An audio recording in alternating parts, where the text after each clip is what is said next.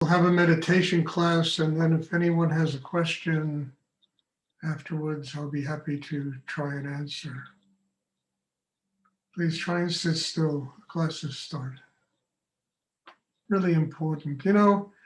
If people would show up in the meditation literally 2 minutes earlier, it would keep from disturbing the class. And I think it should be your responsibility. I mean, to say, okay, I got to be there by whatever time it is, wherever you live, and be there, not come 2 minutes later, 3 minutes later, sending me text message, you can't get on the, whatever it is. It just doesn't disturb the class.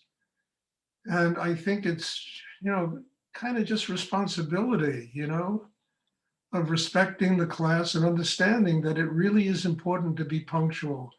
Because mostly I start the class doing a meditation. And if people turn up, and I usually wait to 2 or 3 minutes after, the hour so that, people can come. And if people come later, it interrupts everything. And I'm just asking you to be punctual and to respect the people that do come here on time and make a point of doing it. I think it's only the responsibility. It's a very important responsibility, because then I don't have to stop and talk like this, because I really don't want to talk like this. It's a waste of my time and it's very boring. So please, if you want to be here, come 3 minutes earlier. I'm sure you can fit that into your schedule so that you're here on time and the class isn't disrupted. Okay, we'll have a meditation. Muted, everyone, and if anyone has a question, I'd be happy to try and answer it.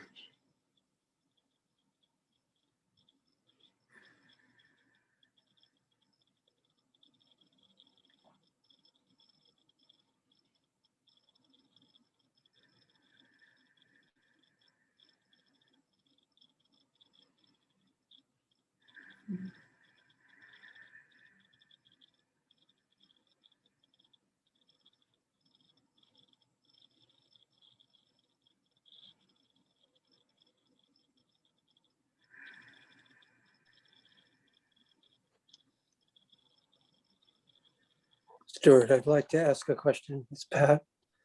Yes. A while ago, perhaps a month and a half ago, you spoke about Rudra Healing. I wonder if you would speak more about that. About what? Rudra Healing. Rudra Healing. Yes. Well, that's what this work is, Pat. One of the most important elements of what we practice is healing ourselves. Healing ourselves of all the hurts, the difficulties, the pain we've been through in life. What is love? Love is healing up all the wounds and getting the heart open. Understand, forgiveness is a way of healing all the wounds. And that's the very essence of what Rudy taught and what I try to teach, is building a chakra system that can truly heal you. So many people come to this work really crippled, and to me, it's like a miracle to see people get better and the work heals them. So I think that's what Rudra Healing is. It's totally a technique of breathing and of inner work that aligns the system of a human being and allows us to heal ourselves. And I think that's really one of the great aspects of what we do. Because, we have to be kind of healthy. The heart has to be open, the mind quiet. We've got to be grounded inside in order for higher energy to come into us. Otherwise, it's got to battle through all these obstructions inside. So the process of doing the meditation, the process of absorbing Shakti, of taking in the energy, it's like food. It's like healing food, healthy food that fixes the inner being. that enables one to welcome God into their life without trying to transform higher energy into some kind of ego trip.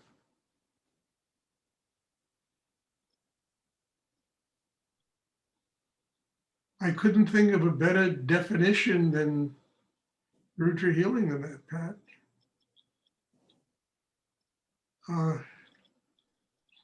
Listen, hello, Barbara. You know, if you can't sit still and do the meditation, just leave, okay? Because you're disrupting the class by moving and fidgeting and doing what you're doing.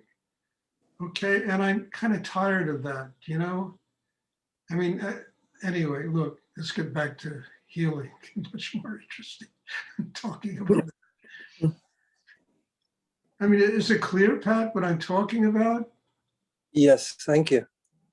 You know, because it's an important thing to know that we as human beings, you know, I mean, look, I spent a lot of time around Rudy, really a lot of time around Rudy, and I listened to so many different aspects of his life and the difficulties he went through in his life, from the time he was 2 years old to the travail that he went through with Swami Muktananda.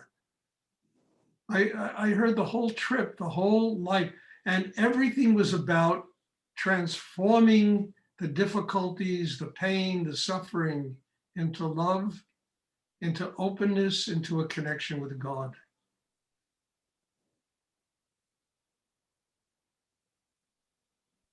And to me, it was such an amazing lesson in healing.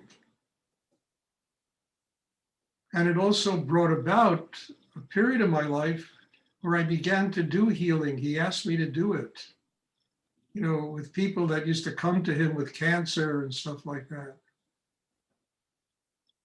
So that became an extension of healing myself. You understand? You can't do these things in a healthy way if you don't heal yourself. I mean, what's the you know, in a doctor's oath, physician, heal thyself. I remember once a funny story. I was asked to go to a hospital in Staten Island, New York, and give a talk to a bunch of doctors and psychiatrists and social workers and all professional people. There must have been 150 people, 200 people sitting in the audience. And I'm up in front of all these people and I say, well, you know, all these big minds and intelligent people, what the hell do I talk about? So what came up, I heard this voice say, physician, heal thyself.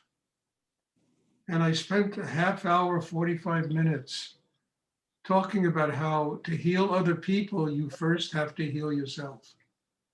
And boy, a lot of doctors were squirming in their chairs there, I'll tell you. But then a lot of them came up to me afterwards and said, thank you. That was really something wonderful to hear. That's one of the things that's missing in the medical profession. We're trying to heal everybody else, but we don't psychologically, physically, mentally, emotionally, sexually heal ourselves. Our work is about healing oneself. An extension of that work is you can heal other people. But first one has to heal himself. Because if you don't heal yourself, you know, there's just chaos inside. There's always going to be a little chaos. We need it because it reminds us that we have to heal ourselves. We have to continue to work on ourselves. We haven't arrived yet.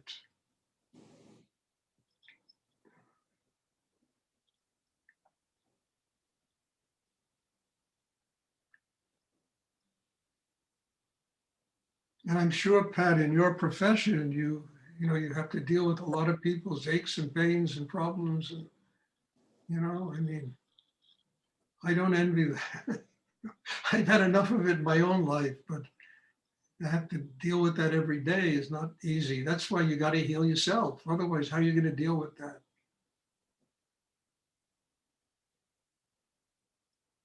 Does anyone else have a question they would like to ask? So, hi, Stuart. Yes, Larry. Can you talk more about moving from a life that's measured by setting goals and achievement to just being present in the moment?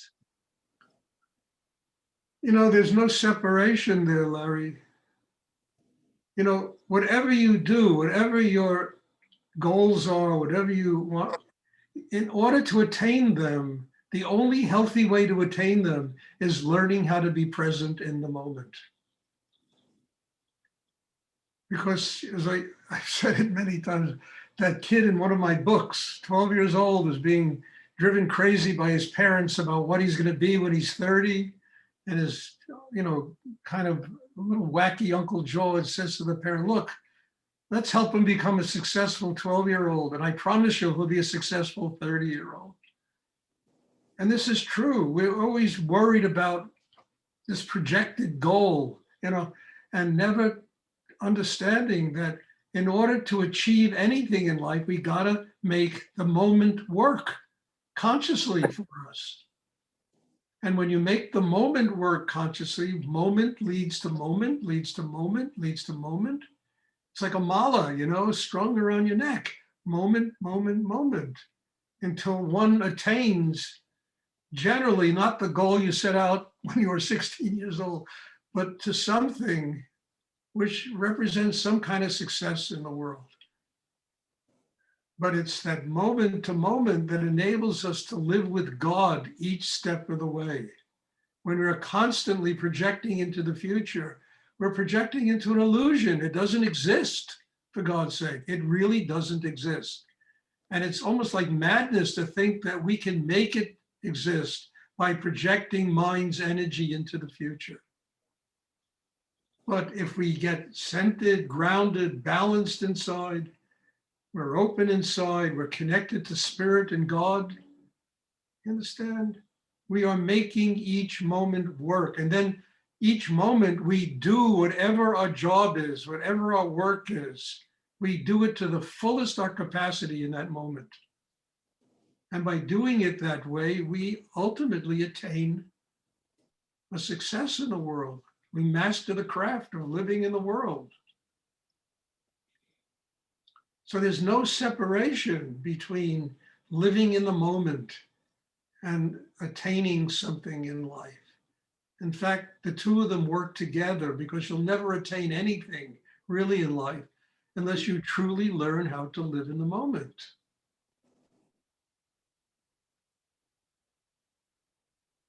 I mean, when I was in the art business, which I fiddle around a bit in now, but when I was really in it, I used to meet a lot of really rich people and hugely successful people.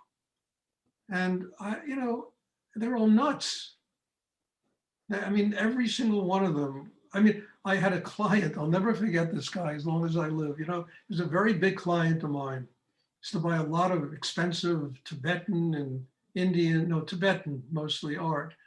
And he was the biggest collector of purbas in the world. Purbas are these Tibetan ritual knives that usually have to do with dakini and female worship. And he had a cabinet full of them, must have spent $100,000 to $200,000 on these things.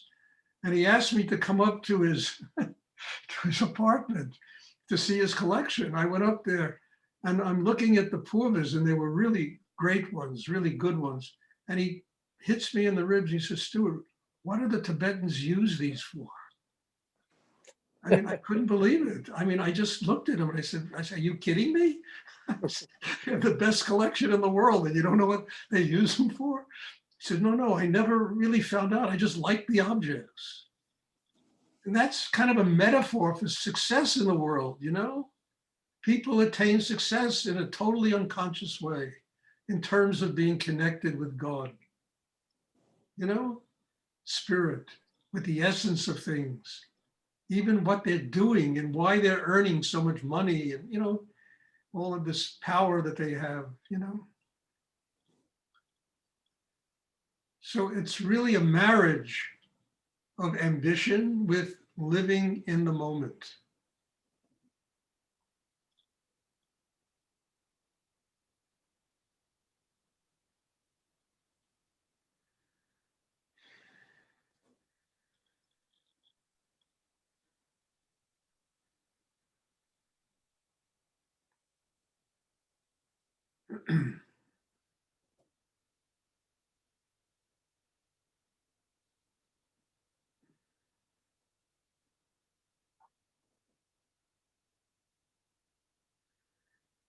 Does anyone else have a question you would like to ask?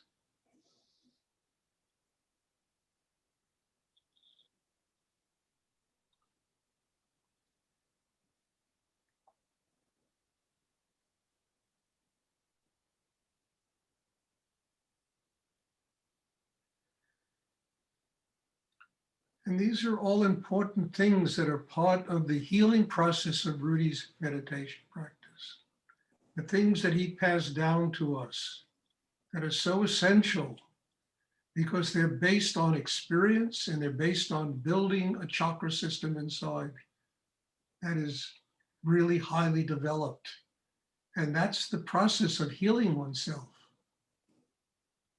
So we're no longer intimidated by fear, by insecurity, by all these problems that people, that manifest inside people because they haven't done any inner work that has enabled them to truly master this.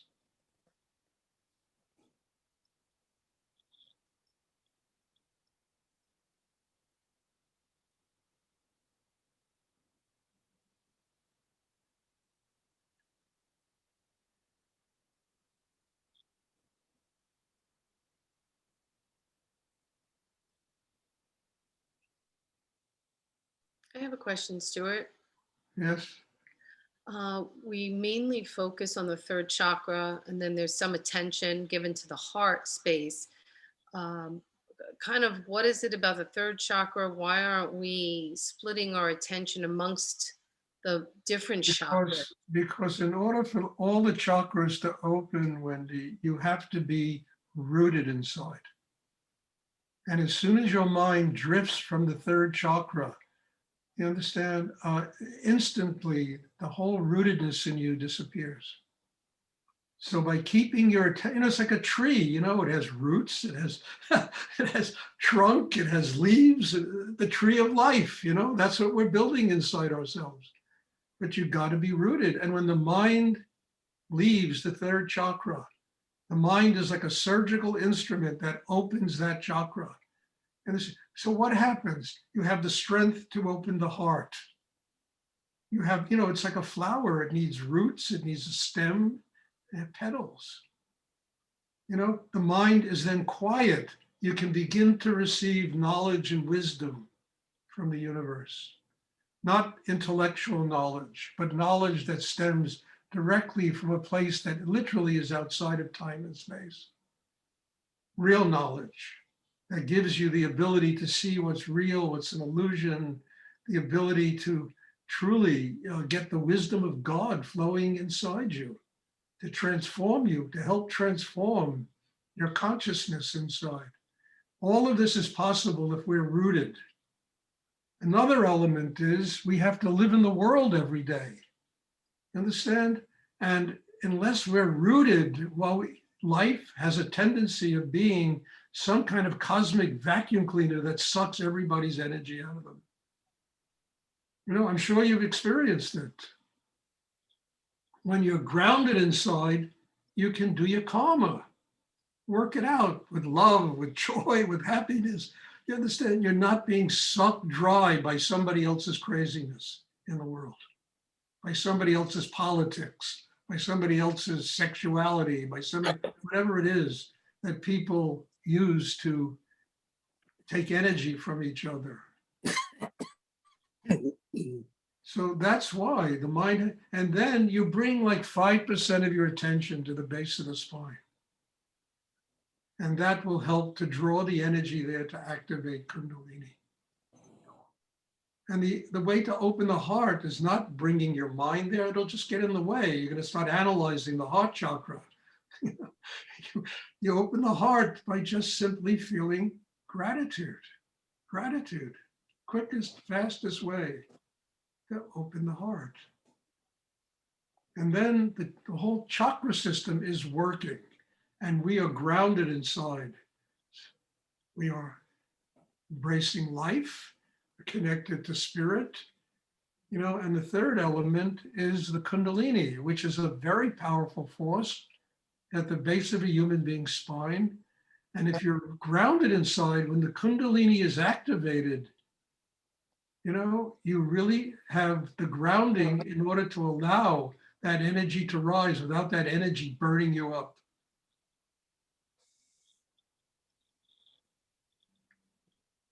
So there are three elements. Rudy never talked about this, but it took me years to learn this. There are three elements to this meditation.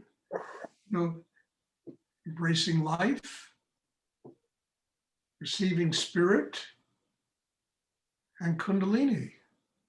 Each of these elements are very powerful.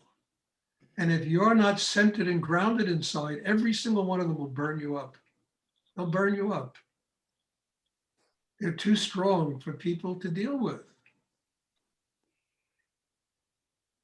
So the whole key to this is getting rooted. That's the point in a triangle that connects the outer, the inner with the higher.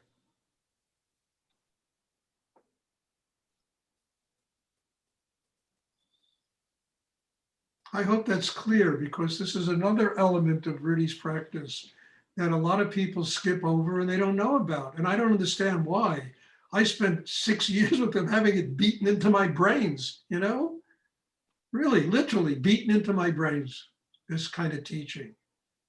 And I don't know why people don't teach this,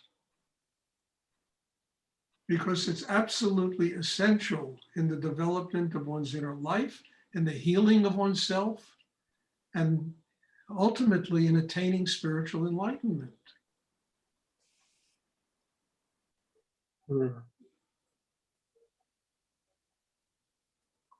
Does anyone else have a question? And it also ultimately gives you the strength to let go. And to allow the soul to separate and to become one with God.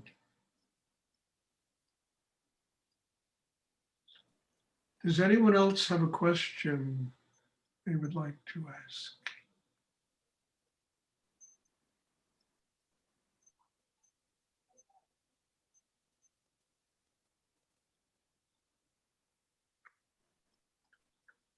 I mean, there might be other ways. I don't know them, but I know this works, you know, and that's why I do it. That's why I've continued to do it for so many years. It works. I've seen it transform myself. I've seen it transform so many people and change their lives and help them. Does anyone else have a question they would like to ask?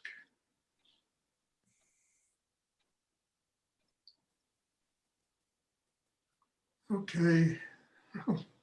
It's good to ask questions. Look what comes, you know, it's amazing what comes. I didn't think about talking about this before the class. It's amazing. So God bless you all and thank you. And it's just a joy to be here for me and to share my life with you all. And there'll be a class on Sunday and I hope you'll come. So bless you. Thank you. Thank you, Thank you, Stuart. Stuart. Good. Thank you, Stuart. You're welcome.